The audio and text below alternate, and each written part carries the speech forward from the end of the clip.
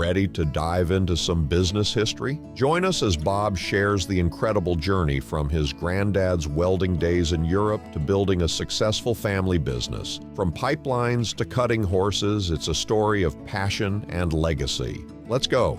So my granddad, like I said, when he started this business, it was strictly just a welding company. My granddad, he actually went over to Europe and to the Middle East when he was in his 20s, and they actually TIG welded pipelines together back in the day, and that's how he started this business. When he came back from overseas, he had enough money, he could afford to start his own business, and that's what he did. And my dad bought it from him, like I said, in 1981. My dad's a cowboy at heart, loves his cutting horses, and that was a means for him to have his horses if he had a success, if he ran his business successful, which he did. It's something I've always wanted to do. I enjoy running my business. I mean, I enjoy what I do. I enjoy the people that work here with me, and I enjoy the customer base that we have. It's been a blessing, right?